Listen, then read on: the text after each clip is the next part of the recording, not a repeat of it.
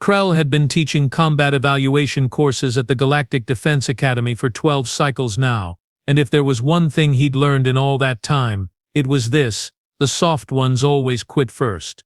Not that he said it out loud. Of course. That would be unprofessional. But standing here in the observation deck, watching the new batch of recruits file into the combat assessment arena below, Krell couldn't help but mentally sort them into two categories: those who'd make it past lunch, and those who wouldn't. All right, listen up. Krell's voice boomed through the arena's speakers, his Zentari vocal cords adding a nice gravelly rumble to the words. Down below, 17 cadets snapped to attention. Well, most of them did. A few wobbled. Today is your first official combat evaluation. You've had 3 weeks of basic orientation. You've learned which end of a plasma rifle to point at the enemy. Congratulations. Now we find out if you've got what it takes to actually be the enemy's problem, or if you're just going to be a very expensive funeral. A few nervous laughs echoed up from the arena floor. Krell allowed himself a small smirk. Good. They should be nervous. His eyes scanned the lineup. There was Thorax, the Krallian. Big guy, insectoid build. 4 arms that could probably rip through steel plating. He'd do fine. Probably. Krallians had a tendency to rely too much on brute strength, but at least they had brute strength to rely on. Next to him stood Silix, a Kixian. Reptilian, quick as lightning, venomous fangs that could drop a Horthian bull in 3 seconds flat. Silix kept flicking his tongue out, tasting the air. Confident. Maybe too confident. Krell made a mental note: watch that one for arrogance issues. Then there was Ven, a Hotori. Tall, elegant, crystalline skin that could deflect most energy weapons. Hotori were rare in combat roles. They usually went into diplomacy or science, but this one had specifically requested combat training. Interesting. Krell respected that kind of initiative, even if he gave Ven a 30% chance of survival.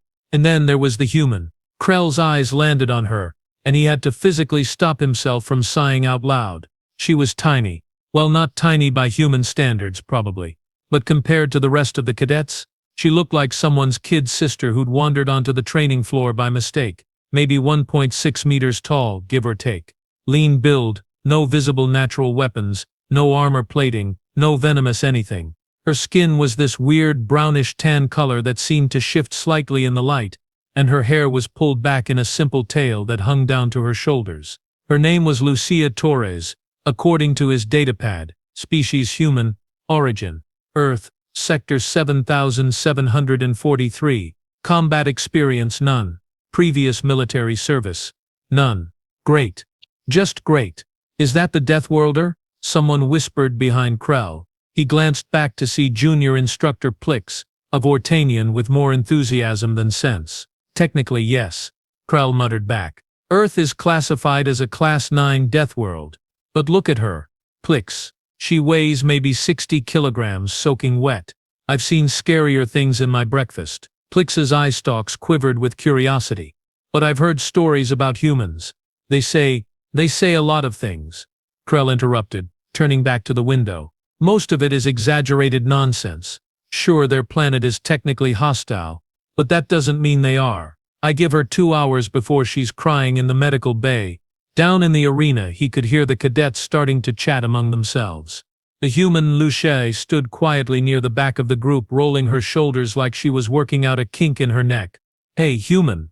Thorax's voice clicked and buzzed through his translator. You sure you're in the right place? The xenobiology lab is 3 floors up. A few others laughed. Silix's tongue flicked out in amusement. Lucia looked up at the big Krallian, her face completely neutral. Pretty sure I'm where I'm supposed to be, she said. Her voice was calm, level with this weird musical quality that human speech always had. Unless you're offering to carry my gear for me, in which case sure, I'll head upstairs. More laughter. Even Thorax seemed amused rather than offended. No natural weapons, Ven observed. Their voice like wind chimes. No exoskeleton, no redundant organs. How did your species even survive long enough to develop space travel? Spite, mostly, Lucia said with a shrug. And opposable thumbs, those help. Krell watched the exchange with growing resignation. The human had humor at least. That was something. But humor wouldn't help her when the actual testing started. He'd seen this before: recruits who talked a good game, made jokes, acted confident, right up until the moment reality hit them in the face, usually literally. "All right, that's enough socializing," Krell barked through the speakers. "You're here to prove you can fight, not make friends. We'll start with environmental adaptation trials in 10 minutes. I suggest you use that time to mentally prepare yourselves, because some of you are about to have a very bad day." He switched off the microphone and pulled up the testing parameters on his datapad. Standard protocol, temperature extremes, atmospheric variation, physical endurance tests, combat simulation and tactical assessment. By the end of it, he'd have a clear picture of who belonged here and who needed to reconsider their career choices. His eyes drifted back to Lucia Torres. She was stretching now, bending forward to touch her toes, then twisting her torso side to side. Loose, relaxed, like she was getting ready for a light jog, not a grueling combat evaluation that had a 15% washout rate. "I'm telling you right now," Krell said to Plix, "she doesn't make it past the temperature trials. Humans are adapted for a very narrow environmental range, too hot or too cold, and they just shut down." Plix made a non-committal chirping sound. "If you say so, senior instructor." Krell did say so. He'd been doing this job long enough to spot the ones who wouldn't make it. And that human with her soft skin and her lack of natural defenses and her casual jokes, she was definitely one of them. Definitely. Probably. He hoped. The simulation chamber hummed to life with a sound like 1,000 angry wasps trapped in a metal box. Krell watched from the observation deck as the 17 cadets filed into the massive dome-shaped room, its walls already beginning to shimmer with the telltale distortion of active environmental controls. "First test is simple," Krell announced, his voice echoing through the chamber. "Survive.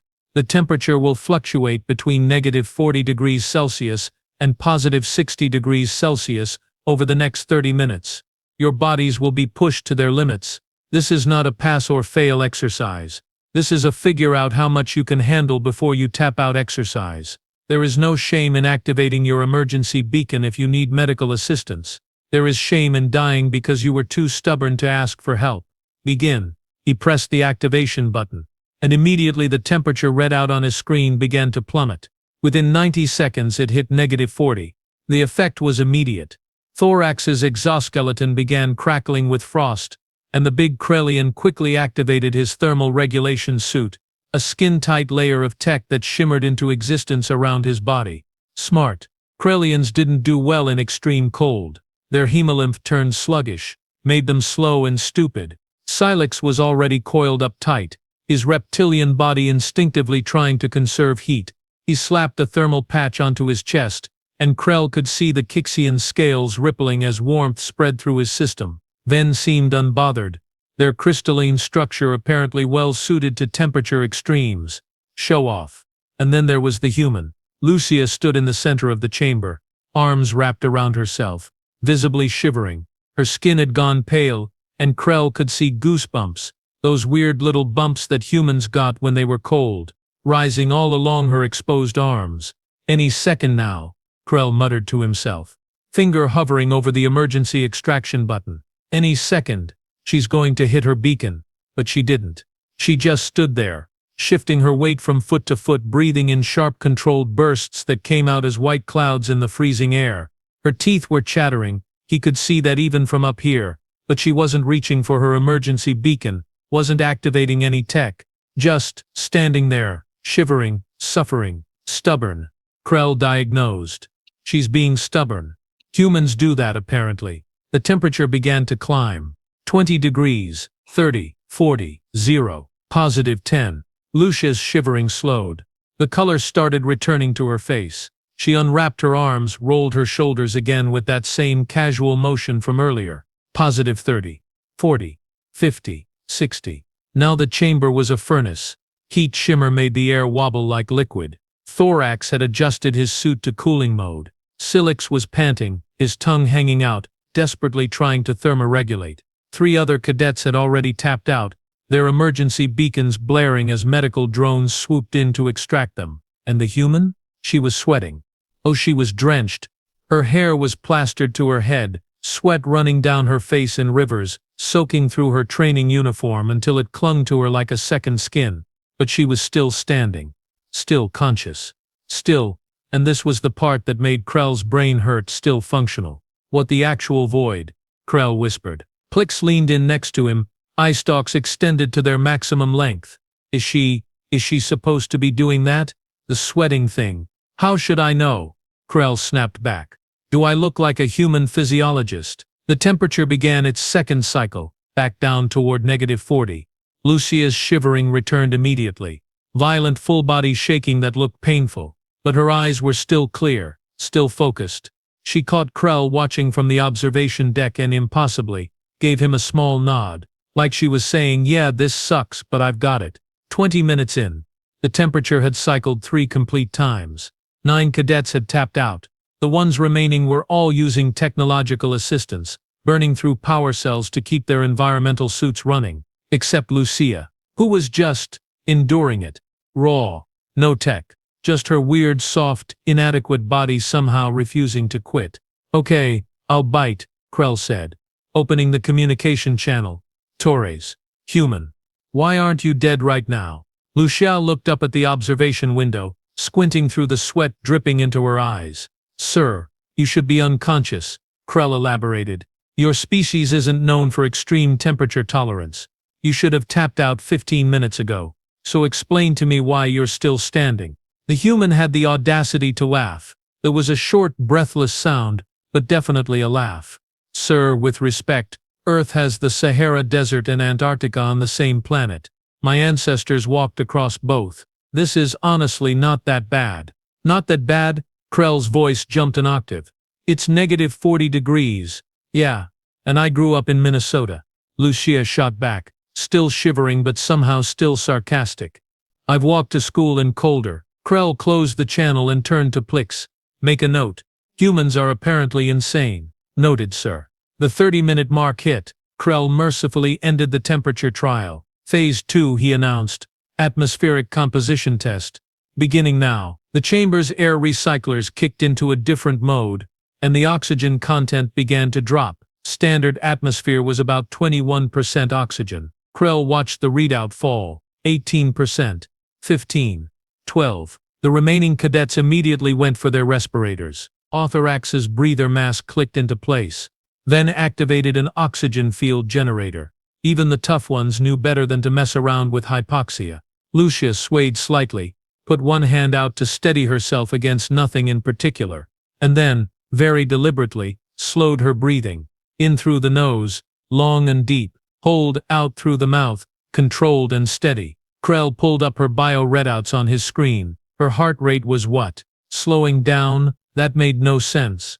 Her oxygen saturation was dropping, yes, but not as fast as it should be. Not as fast as the computer models predicted. She's optimizing her respiration. Plix observed, reading over Krell's shoulder. Her body is automatically adjusting to extract maximum oxygen from each breath. That's not possible, Krell said flatly.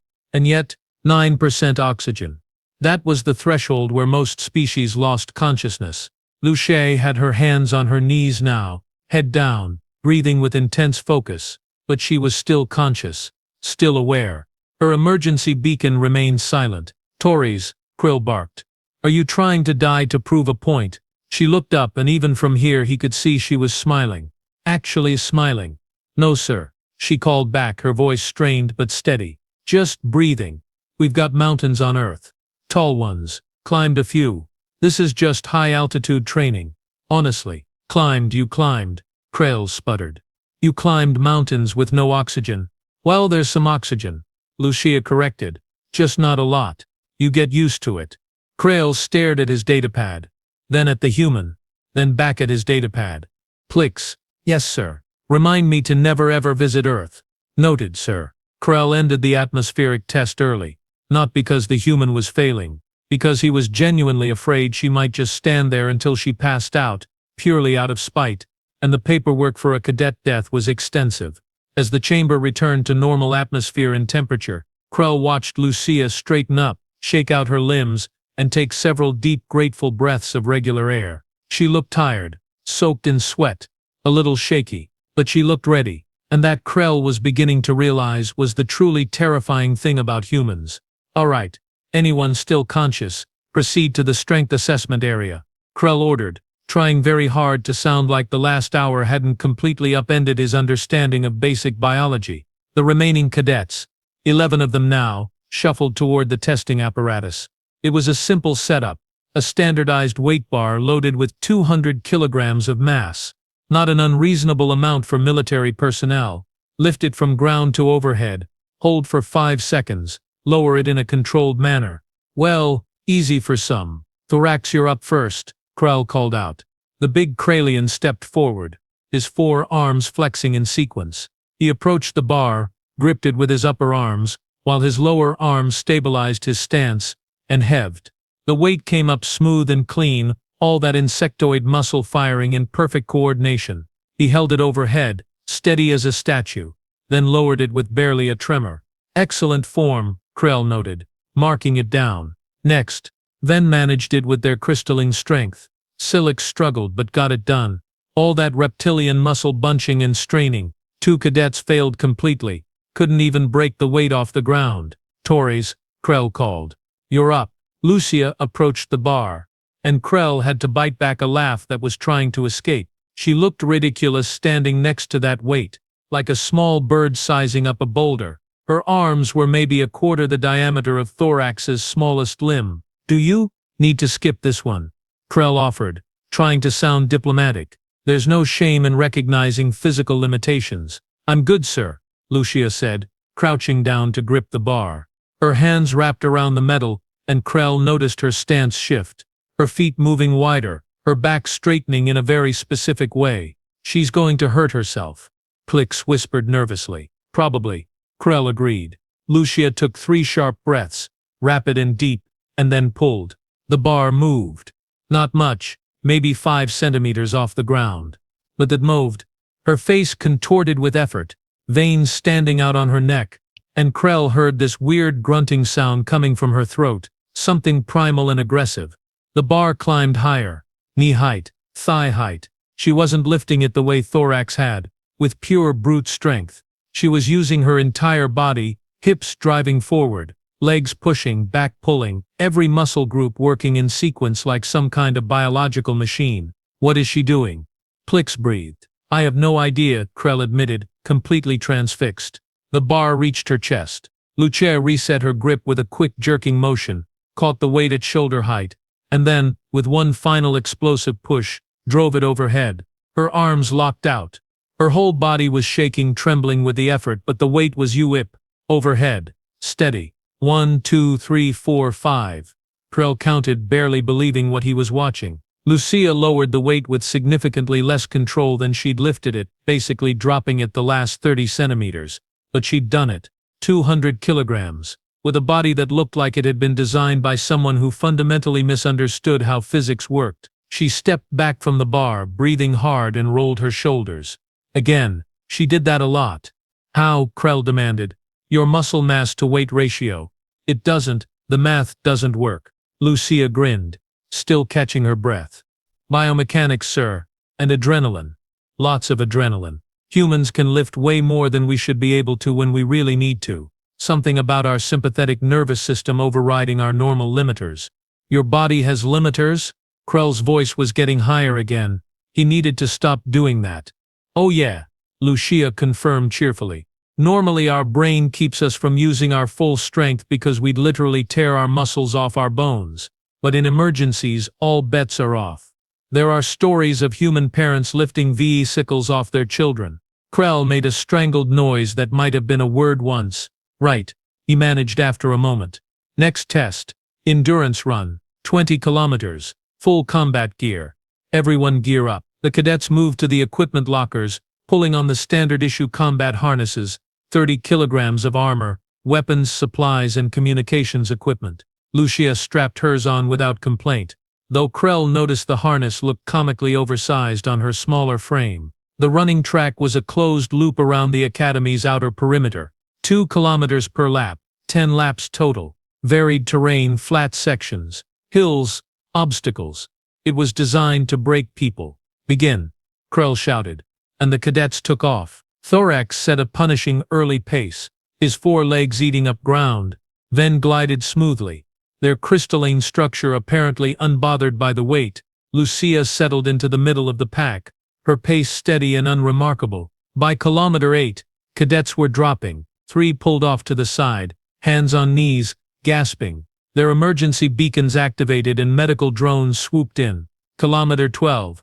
Thorax was still leading, but his pace had slowed. Silix fell back, his reptilian endurance hitting its limit. Kilometer 15. Only 5 cadets remained in the run. Lucia was fourth, maintaining that same steady pace she'd started with. Not fast, but consistent. Mechanical, like she could just keep going. Krell was watching her biometrics again.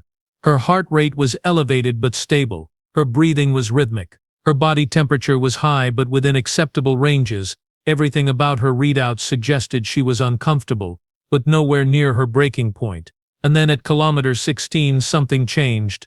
Her pace increased. Not by much, maybe 10%, but it was noticeable. Her stride lengthened. Her breathing shifted to a different pattern, and impossibly her face relaxed. The tension drained out of her shoulders and she looked almost comfortable. What just happened? Plix asked, eye stalks quivering with confusion. Krell pulled up her biodata and watched in real time as her body chemistry shifted.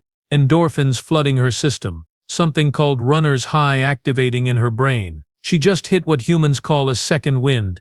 Junior instructor Talvik chimed in from the other side of the observation room. He was a Xuralian, one of the few species that had actually studied human physiology. It's a physiological response to extended exertion. Their bodies basically give them a natural high to keep them moving. A natural high?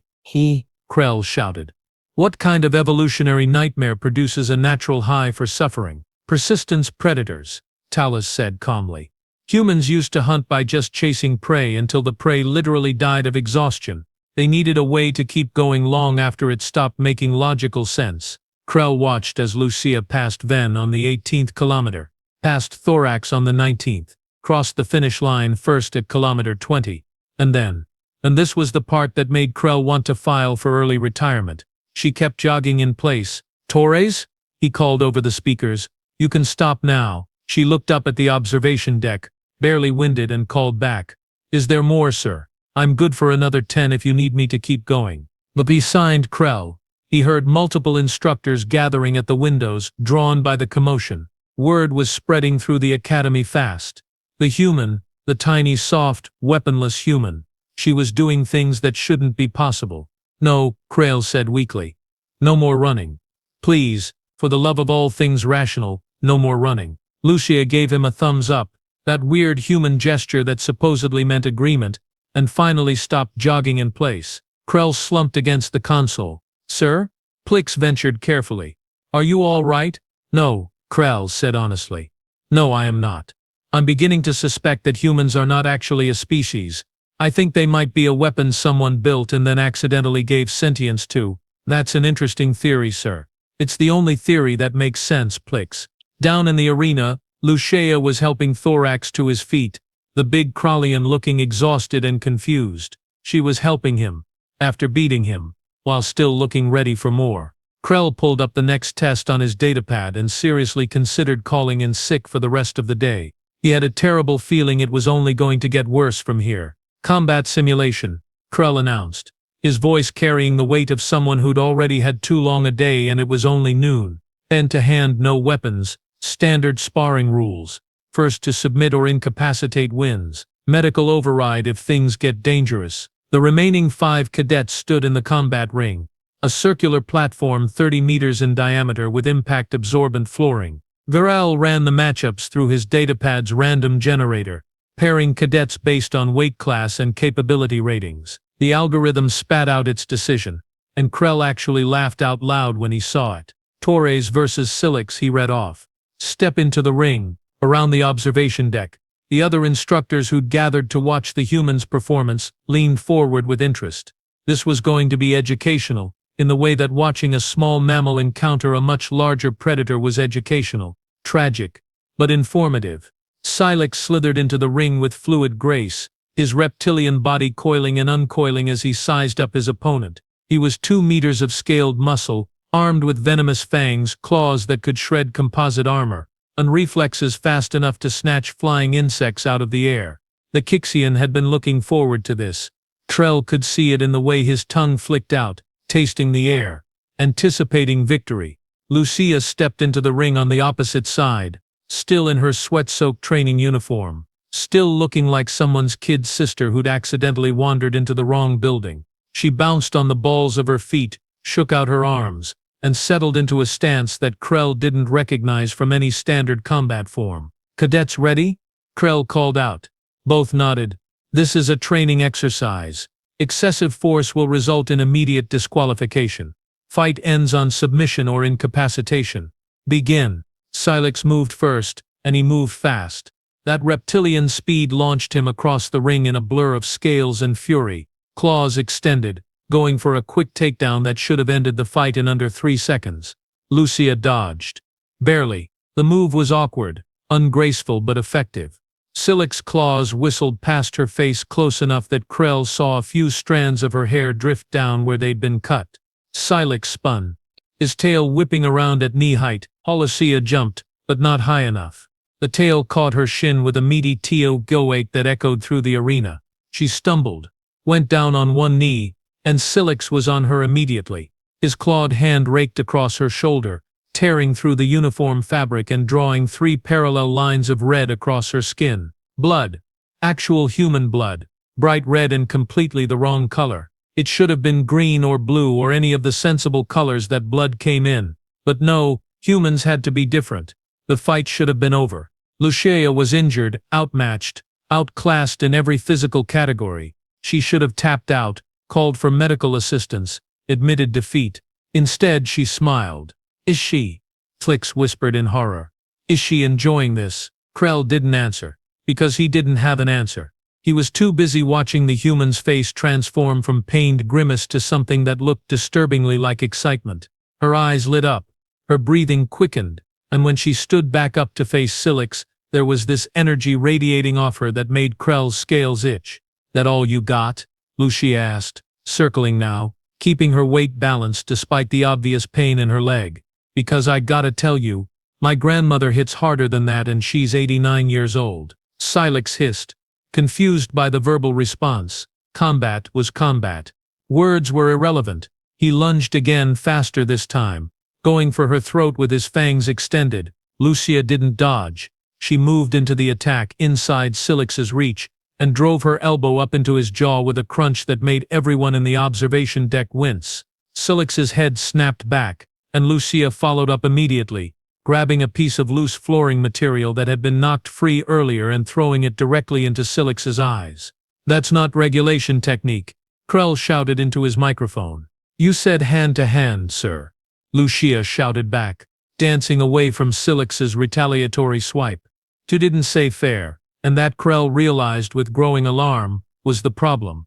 Humans apparently didn't have a concept of fighting fair when survival was on the line. Lucia was using everything.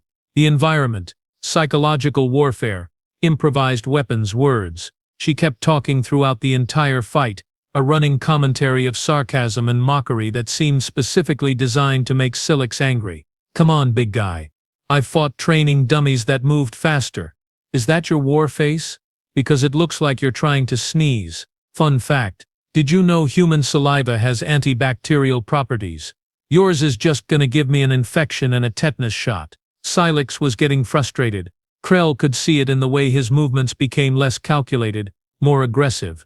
The Kixian was faster than the human, stronger than the human, had natural weapons the human lacked. But somehow, none of it mattered because Lucia was reading him. "She's pattern mapping," Talvik observed from his station. "Watch her eyes. She's tracking his movements, building a predictive model. Humans are exceptional at pattern recognition. It's how they survived as persistence predators." Sure enough, Krell noticed that Lucia's dodges were getting cleaner, more efficient. She was learning Silix's attack patterns in real time, adapting her responses, and now she was countering. Silix lunged left. Lucia was already moving right. He feinted high, she ignored it because she'd seen him do that same feint twice before. He committed to a full-body tackle, and Lucia simply wasn't there anymore. She'd stepped aside at the last possible second, and Silix crashed face first into the mat.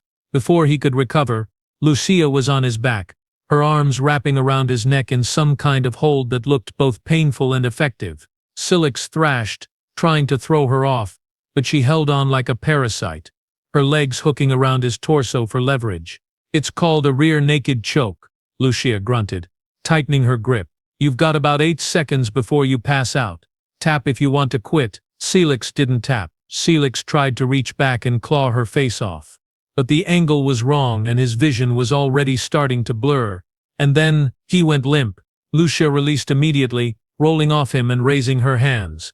"Medical, he's out." Krell slammed the emergency button, and medical drones swarmed into the ring. Silex was already coming around, groaning and confused, but alive.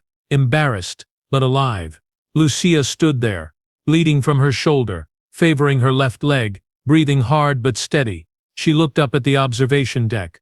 "Oh," she said, her voice carrying a note of genuine concern. "Was I not supposed to make him pass out? The rules said incapacitation was a win condition. Did I misunderstand?" "No," Quail said slowly. "No, you followed the rules. Congratulations, Torres. You win." The medical team was scanning Lucia now, running diagnostics, and one of the medics, a Praxian named Ven, suddenly made a sharp whistling sound through her breathing apparatus. "Instructor Krell," Ven called up to the observation deck. "You need to see this." Krell descended to the arena floor, Plix scurrying behind him. "What is it?" Ven held up her medical scanner, pointing at the readout. "The human has a fractured rib, left side 6th rib, clean break. Based on the inflammation and cellular response, I'd estimate it happened approximately," she checked her scanner again, 40 minutes ago. Krell's brain processed this information slowly. 40 minutes ago. The endurance run. Lucia had run 20 kilometers with a broken rib, and then fought Silex. With a broken rib, he turned to look at Lucia, who had the decency to look slightly sheepish. "In my defense," she said, "I thought it was just bruised. It didn't hurt that bad." "It didn't." Krell's voice cracked. "It's a broken bone. How are you even standing?" Lucia shrugged, then winced because apparently shrugging with a broken rib was painful even for humans. "Adrenaline is a hell of a drug, sir. Plus pain is just your body's way of telling you something is wrong. Doesn't mean you have to stop. Just means you have to be more careful." Krell stared at her, then at Vented, then back at Lucia. "Get her to medical," he ordered. "Full scan, full treatment. And someone please, for the love of every deity in the known galaxy, explain to me how humans conquered anything when they're this bad at self-preservation." Lucia let the medical drones guide her toward the exit but paused at the doorway. "Sir, when do we do the next test?" "I'm still good to go if—" "No," Krell shouted. "No more tests today. You're injured." "It's just one rib, sir." "Go to medical, Torres." "Yes, sir." As she left, Krell heard the other instructors murmuring among themselves. Talvik approached, his expression thoughtful. "You know what the scary part is?" Talit said quietly. "What?" Krell asked, feeling very tired. "She's not special. Every human is like this. Every single one." Krell looked down at his datapad, at Lucia's file, at her scores that were somehow all in the exceptional range despite her looking like a stiff breeze would knock her over. "We need better screening for Deathworlders," Krell muttered. "I don't think screening would help," Talvik replied. "I think we just have to accept that humans are fundamentally insane." Krell couldn't argue with that assessment. We really couldn't.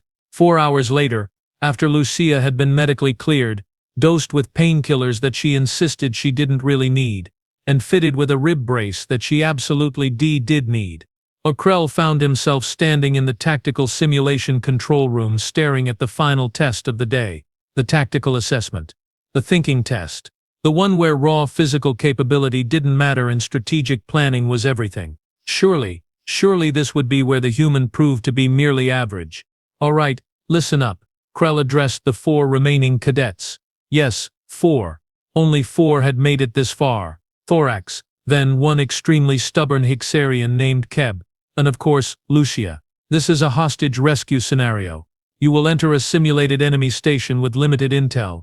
There are 3 hostages being held in an unknown location. Enemy combatants number between 15 and 20. Exact count unknown. You have 30 minutes to locate and extract all hostages without getting them, or yourself killed. This is the final test. Your approach, your decisions, and your results will determine your final combat evaluation score. He pulled up the simulation environment on the main display. A 3-level station, modular design, multiple corridors and rooms. Sensor interference meant no reliable scanning. Old-fashioned eyes and intuition would have to do the work. Thorax, you're up first. The big Kralian nodded and stepped into the simulation pod. Krail watched through the tactical display as Thorax materialized in the station's docking bay, and immediately did exactly what he'd been trained to do: advanced methodically, checked corners, moved with precision and military discipline. He got 10 minutes in before simulated enemy fire cut him down. No hostages found.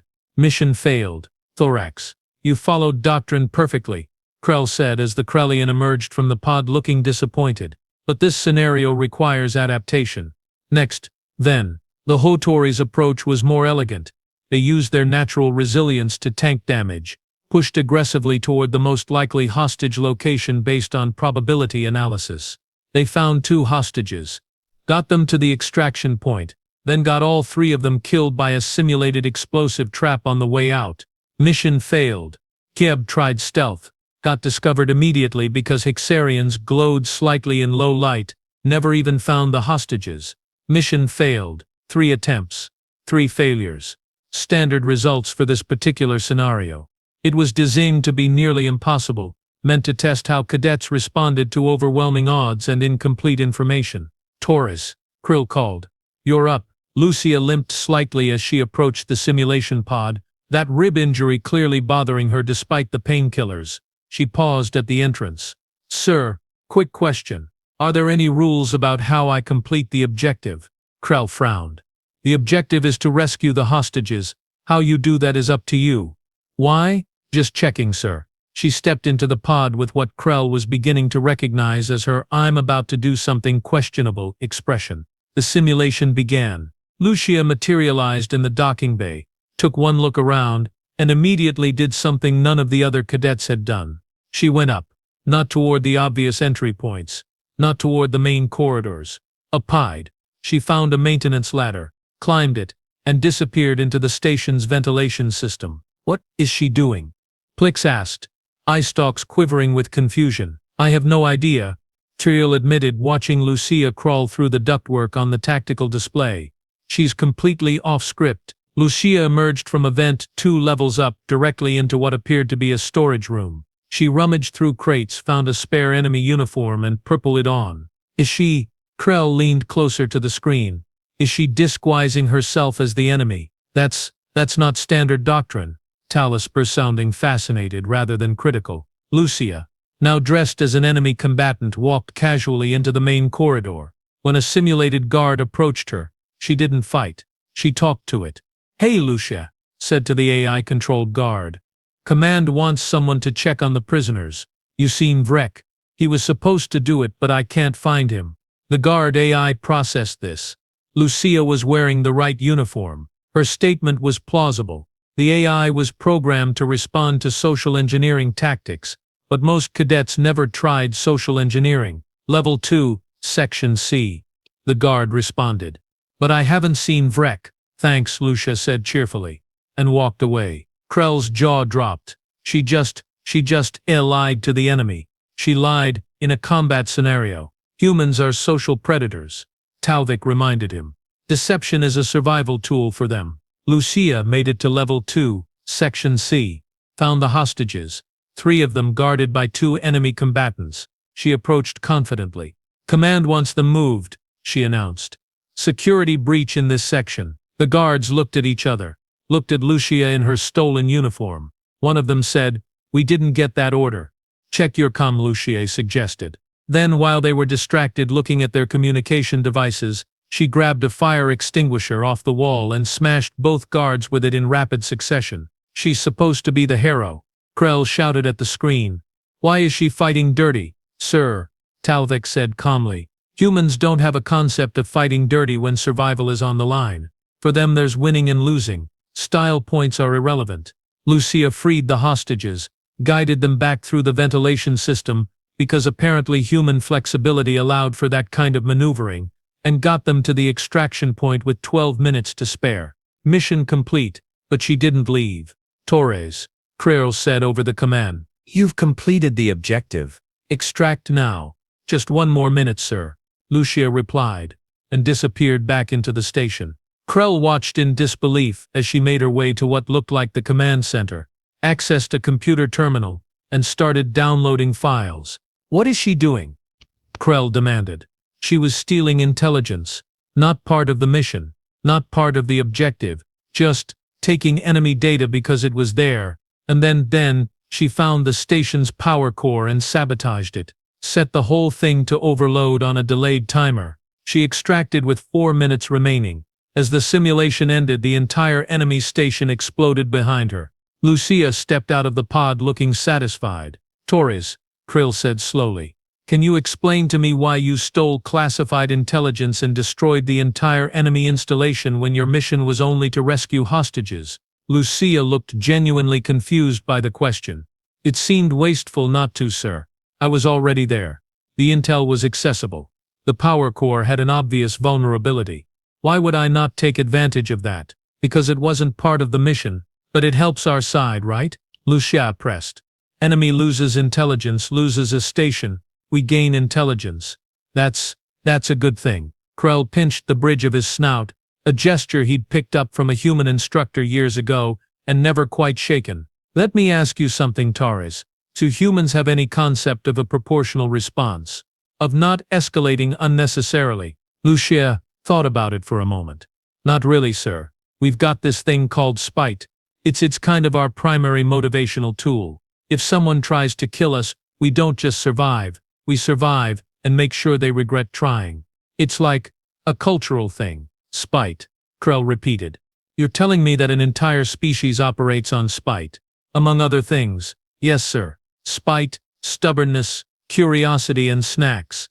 Those are the big 4. Behind Krell, several instructors were laughing.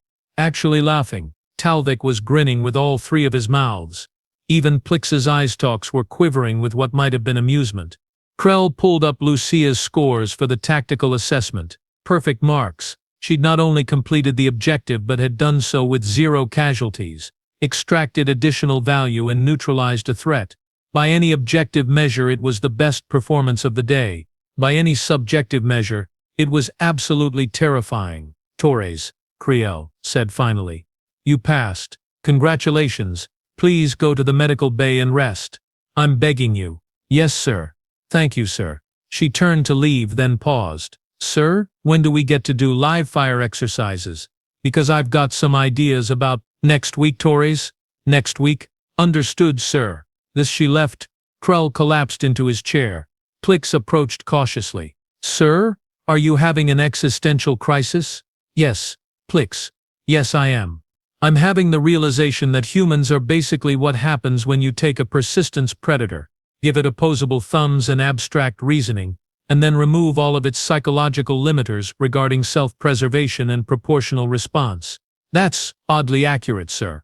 Krell stared at the simulation scores on his screen, at Lucia Torres's file, at the growing pile of evidence that humanity was not just another species in the galactic community. They were something entirely different, something that fought dirty, thought creatively, refused to quit, operated on spite, and apparently thought that hostage rescue missions were an appropriate time to commit espionage and property destruction. Talvik, Krell called over. You have any good news about humans? Anything that might make me feel better about this? Talvik considered the question seriously. They make excellent allies, and as enemies. Well, Talvik's expression turned grim. Let's just say you should hope you never find out. Krell had 1 test left to evaluate. Then he could file his report, recommend Lucia Torres for advanced training, and possibly take a very long vacation somewhere quiet. Somewhere humans weren't. Krell sat in his office 2 hours later, staring at Lucia Torres's final evaluation scores displayed on his desk terminal. Perfect marks. Across every category. Environmental adaptation, physical endurance, combat effectiveness, tactical assessment. Perfect. But the how? The how was what kept making his brain hurt. She broke 5 different standard operating procedures during the tactical test. Krell muttered to Talvik and Plix, who joined him for the post-exam debrief. 5. and somehow that resulted in the best performance we've seen in 3 cycles. She's creative, Talifik offered. Humans are exceptionally creative problem solvers. Creative is one word for it, Krell grumbled. Unhinged is another. Plix pulled up a data file on his portable terminal, eye stalks scanning rapidly. I've been reading about Earth, the human homeworld. Did you know their gravity is 1.3 times standard, so they're basically wearing weights all the time when they're off-world, Talvik added. That explains the endurance performance. What else? Krell asked, morbid curiosity getting the better of him. Plix scrolled through the file. Let's see. Aggressive megafauna. Their planet has predators that can weigh up to 6,000 kilograms. Diseases that specifically target their species. Something called mosquitoes that kill hundreds of thousands of them annually. And oh, this is interesting. Their weather is considered a legitimate threat. They have storms that can level entire settlements. Their weather, Krell repeated slowly. Their weather tries to kill them, regularly. Plix confirmed. Hurricanes, tornadoes, blizzards, droughts, floods. Their planet is actively hostile to their survival. Talifik leaned back in his chair, mandibles clicking thoughtfully.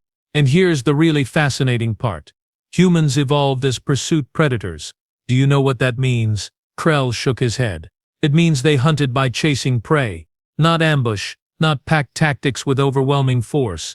Chase. They would identify an animal, often something faster and stronger than them, and just run after it, for hours, sometimes days, until the prey literally died of exhaustion. Krell felt something cold settle in his stomach.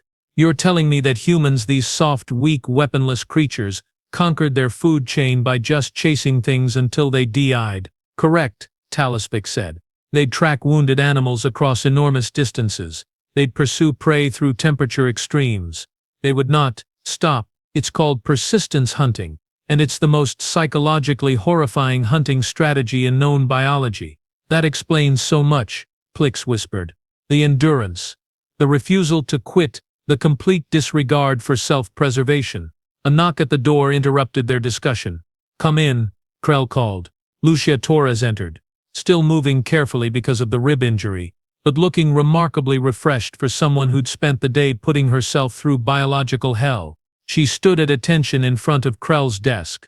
You wanted to see me, sir? At ease, Torres, Krell said. She relaxed slightly but remained standing. I have your evaluation results. You passed. Top scores across all categories. Congratulations. Thank you, sir. Krell studied her for a long moment. The small, soft, ridiculous creature that had somehow dominated every test thrown at her through sheer stubborn refusal to acknowledge her own limitations. I have a question, Krell said finally. And I want an honest answer. Yes, sir. Why are humans like this? He gestured at his terminal, at her scores, at the chaos she'd caused throughout the day. You have no natural weapons, no armor, no redundant organs. Your planet is actively trying to kill you. By all logical measures, your species should have gone extinct before developing tool use. So why are you like this? Lucia was quiet for a moment, and Krell saw something shift in her expression, a kind of wry amusement mixed with genuine consideration. Honestly, sir, she said, we're not the strongest species in the galaxy. Not even close. We're not the fastest, we're not the smartest, despite what some humans like to think. We don't have natural weapons or armor or fancy biological adaptations. She paused, and that small smile appeared again. But we are the most stubborn. See, Earth didn't give us the option of being strong or fast or tough. It just kept throwing terrible things at us, over and over. Ice ages, predators, diseases, food scarcity, each other, and somewhere along the way, our ancestors made a collective decision. What decision? Krell asked. That we were just too stubborn to die, Lucia said simply. Every time the universe said you can't survive this, we said watch me. Every time logic said we should quit, we said one more step. We're not special, sir. We're just really, really bad at knowing when to give up. It's basically our only survival trait, and somehow it was enough. The office was silent for a moment. Too stubborn to die, Krell repeated. That's your species' evolutionary advantage. Spite and stubbornness. Pretty much. Yeah, Lucia confirmed cheerfully. Also opposable thumbs. Those are great. Talifik laughed, a shittering sound that filled the office. Even Plix's eye stalks quivered with amusement. Krell looked down at Lucia's file one more time, then back up at the human standing in front of him. Small, soft, weaponless, and absolutely terrifying in ways that had nothing to do with physical capability. Dismissed. Cadet Torres, he said. Go rest. You've earned it. Thank you, sir. She saluted, turned, and limped toward the door. Torres, Krell called out just before she left. Sir, welcome to the Galactic Defense Academy. I think you're going to do very well here. She grinned. Thanks, sir. I'll try not to break too many more rules. Please do, Krell muttered as she left. Please, for the love of all things rational, Tyr. The door closed behind her. Krell looked at his colleagues. We need to update the training protocols. Agreed, Talvik said.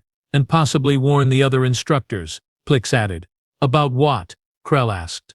That humans don't quit, Weeks said simply. Ever, under any circumstances. And that we should probably stop designing tests under the assumption that people have a reasonable sense of self-preservation. Krell nodded slowly. Make a note in her file. Lucia Torres human. Exceptional marks across all categories. Psychological profile too stubborn to die. Recommended for advanced combat training. He paused, then added one more line. Warning. Fights dirty. Operates on spite. Considers hostage rescue an appropriate time for espionage.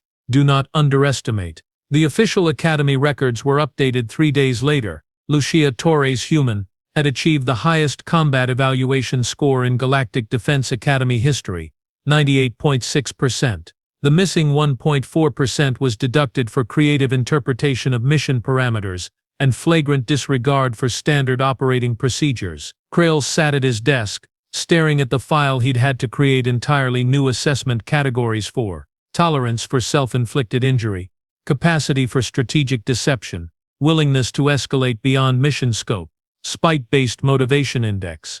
He was pretty sure that last one wasn't a real psychological metric, but after 3 days of trying to quantify human behavior, he'd given up on conventional terminology. Down in the Academy's common area, he could see through his office window as cadets gathered between training sessions. Thorax sat with Ven and a few others, and there, in the middle of the group, was Lucia. She was laughing at something Thorax had said, that same easy laugh she'd had after nearly killing herself multiple times during evaluation. The other cadets watched her differently now. There was respect there, yes, but also something else. Caution. The kind of careful regard you'd give to something small but potentially dangerous, like a thermal detonator, or a contained singularity. Lucia seemed completely oblivious to it. She was just happy she'd passed, happy to be here, happy to have made it through her first day. As far as she was concerned, she'd simply done what was required and nothing more. That was the truly terrifying part, Krell realized. She didn't think she'd done anything exceptional. This was just normal, for her. For humans. He'd spent 12 cycles teaching at this academy, and he'd thought he understood what the term Deathworlder meant. It was a classification, a notation in a file indicating a cadet came from a planet with hostile environmental conditions. It was supposed to explain certain physiological advantages, nothing more. He'd been wrong. A Deathworlder wasn't just someone from a deadly planet. A Deathworlder was someone who'd been forged by that planet, shaped by endless hostility into something that didn't know how to quit. Something that saw impossible odds and thought challenge accepted. Something that treated pain as an inconvenience and defeat as a temporary setback. Humans weren't dangerous because they were strong. They weren't dangerous because they were fast or tough or naturally armed. They were dangerous because they enjoyed the challenge. Because somewhere in their evolutionary history, their brains had gotten wired wrong, and now they produced feel-good chemicals when they pushed themselves past reasonable limits. They'd turned suffering into a reward system. What kind of species does that? What kind of evolutionary path leads to a creature that gets high off its own misery? Krell watched Lucia gesture animatedly as she told some story, probably about Earth, probably about something absolutely horrifying that she considered normal. The other cadets leaned in, fascinated and terrified in equal measure. The galaxy had accepted humanity into the galactic community 40 cycles ago, welcomed them as newcomers, as students, as junior partners in the great cosmic civilization. Everyone had been so focused on human curiosity, human creativity, human social bonds, No one had stopped to consider what it meant that these curious, creative social creatures came from a planet that spent 4 billion years trying to kill everything on it, and that humans had won. The galaxy has no idea what's coming. Krell murmured to himself. A chime at his door interrupted his thoughts. Come in. Lucia entered, still moving a bit carefully but looking much better than she had 3 days ago. Sir, sorry to interrupt. I just wanted to thank you for giving me a fair shot. I probably didn't do things the way you expected. That's an understatement, Torres, Krell said. But his tone was gentle. But you earned your place here. Your scores speak for themselves. Thank you, sir. She paused, then added with that familiar enthusiasm, so I was wondering, when do we start the next level of testing? Advanced combat scenarios, multi-environmental operations.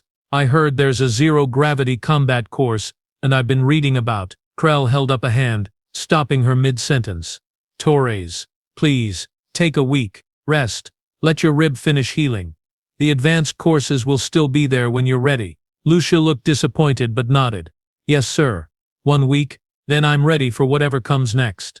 I'm sure you are, Krell said. I'm sure you are. She saluted and left, and Krell returned to his window, watching her rejoin the other cadets below. Watching the small human who'd redefined what he thought possible, watching the beginning of something that would, he suspected, change the entire Galactic Defense Force. He pulled up his terminal and began drafting a message to the Academy Director. Subject: recommended updates to training protocols and assessment criteria based on human physiological and psychological parameters. He typed for a few minutes, then stopped, deleted everything, and started over with just one line. We need to prepare. The humans are here, and they don't fight like anyone else. They don't think like anyone else. And they absolutely definitely do not quit.